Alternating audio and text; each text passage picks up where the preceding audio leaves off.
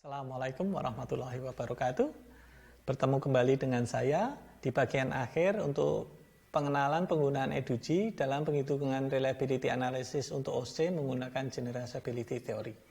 Nah, ini adalah bagian yang paling unik dan seringkali ketika saya mengisi workshop untuk penggunaan G-theory menggunakan EDUGI mendapat pertanyaan yang luar biasa banyaknya. Saya memberi warning sedikit begitu ya. Di beberapa jurnal dan di buku yang dibuat oleh Profesor John Cardinet mengatakan bahwa interpretasi hasil G-theory ini sedikit berbeda dengan ANOVA misalnya. Di ANOVA jika nilai signifikansinya di bawah 0,05 pasti kita mengatakan bahwa itu signifikan. Bagaimana dengan di EDUGI atau di generalizability theory? Tidak bisa seperti itu. Ketika kita membaca hasil analisisnya, tabel G-theory-nya, G-analysis maksud saya, kita harus memahami konteks ujiannya, kemudian kita melihat angkanya dan kita menginterpretasikan. Jadi tidak ada penjelasan yang secara langsung bisa, oh ini pasti pengaruhnya seperti ini, tidak bisa.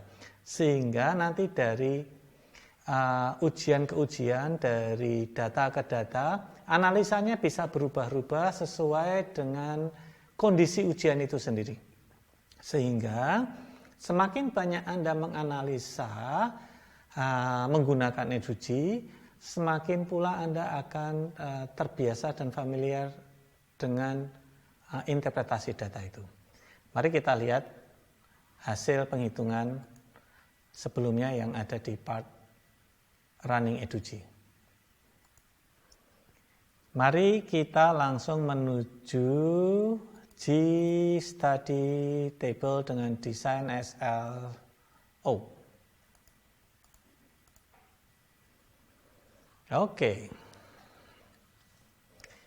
Kita tahu bahwa hasil reliability-nya adalah 0,77. Artinya ada 23% error. Pertanyaannya, antara lokasi, student, dan station, mana yang memberikan kontribusi error paling besar? Mari kita lihat. Kita akan melihat di sini ya.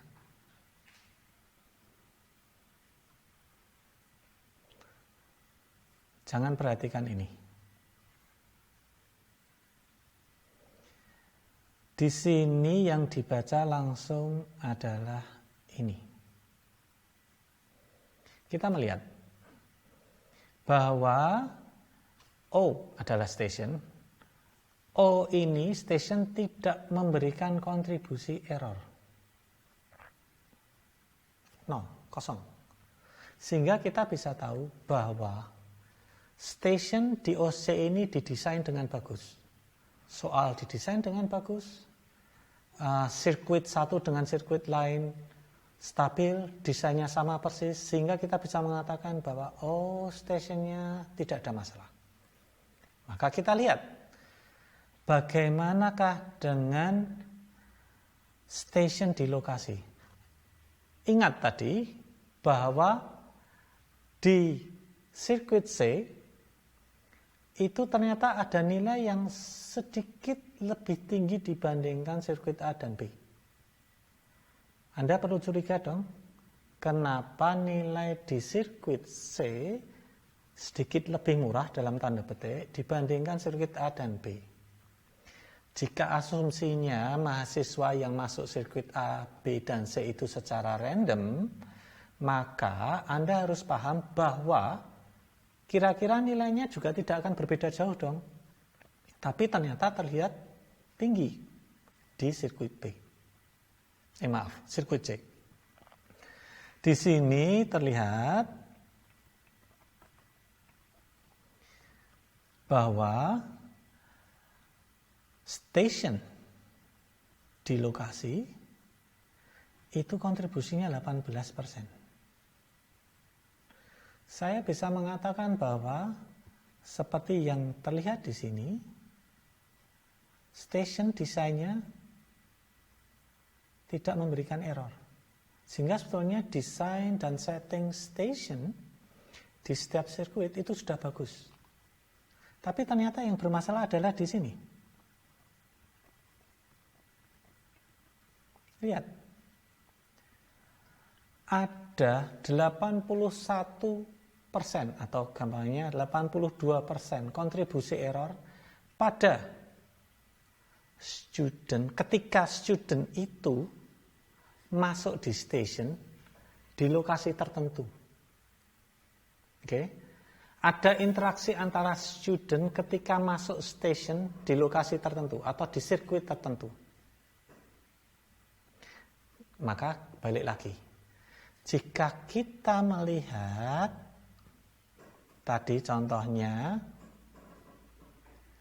ini ya. Station 1 nilainya sekian, station 1 di sirkuit B nilainya sekian, station 1 di sirkuit C nilainya sekian, maka ini hasilnya konsisten dengan hasil error yang di sini kan? Saya bisa menyimpulkan bahwa station desainnya sudah bagus, tidak ada error, di sini terlihat. Namun ketika station di lokasi tertentu tersebut dimasuki student, terjadi error. Kemungkinannya apa? My best guess, tebakan saya adalah ada error pada raters atau examiners atau standardized patientnya. Di sini biasanya yang terjadi adalah tebakan saya bahwa examinernya di sirkuit C itu menilai dengan lebih murah dibanding sirkuit A dan B. Mari kita coba mencari lagi data di sini ya. Misalnya sirkuit 7, ini 49, ini 53. Kemudian ini 55. Lebih tinggi kan? Jadi di sini di sirkuit C ada tendensi bahwa examinernya atau raternya itu menilai dengan lebih mudah, memberikan nilai yang lebih tinggi dibanding A dan B, sirkuit A dan B. Ini sebetulnya sesuatu yang tidak adil bagi mahasiswa karena seharusnya mereka mendapatkan perlakuan yang sama. Oleh karena itu, jika pada sebuah ujian Anda menemui seperti ini, maka bagaimana hasilnya? Well, kalau 0,77 itu boleh dikatakan bahwa reliability pada ujian ini sudah cukup baik. Apalagi ini untuk ujian internal begitu ya. Namun ujian ini akan dirasa kurang kuat jika ini sudah menentukan nasib mahasiswa misalnya untuk exit exam. Karena apa? Terjadi ketidakadilan gampangannya pada sirkuit C. Karena yang kebetulan mendapat sirkuit C nilainya lebih tinggi. Terlihat dari error di sini. Sesuai dengan rata-rata yang terlihat di sirkuit A, B, dan C. Nah, untuk ujian tiap semester misalnya di OSCE, maka di sini kita bisa melihat bahwa perbaikan apa yang bisa kita lakukan untuk ujian berikutnya.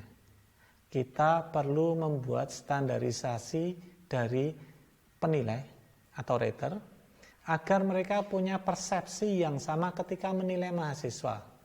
Sehingga mahasiswa mempunyai fairness, rasa keadilan ketika dia secara random ditempatkan di sirkuit A, B, maupun C. Apa keuntungannya dengan melakukan reliability analysis ini? Kita mengerti seberapa reliable ujian tersebut dan kita bisa tahu di mana tepatnya error itu berada. Sehingga perbaikan untuk ujian ke depan itu bisa lebih mudah karena kita tahu persis, oh yang error di sini adalah persepsi memberi nilai si rater terhadap mahasiswa. Sehingga tidak perlu menebak-nebak lagi dong gitu. Nah, disinilah efisiensinya salah satunya jika menggunakan G-theory. Demikian dari saya, ini sekedar pengantar penggunaan reliability analysis menggunakan EDUGI. Semoga di lain waktu saya dapat menunjukkan dengan contoh yang lain lagi dengan penjelasan yang jauh lebih detail untuk kasus lain lagi. Terima kasih. Wassalamualaikum warahmatullahi wabarakatuh.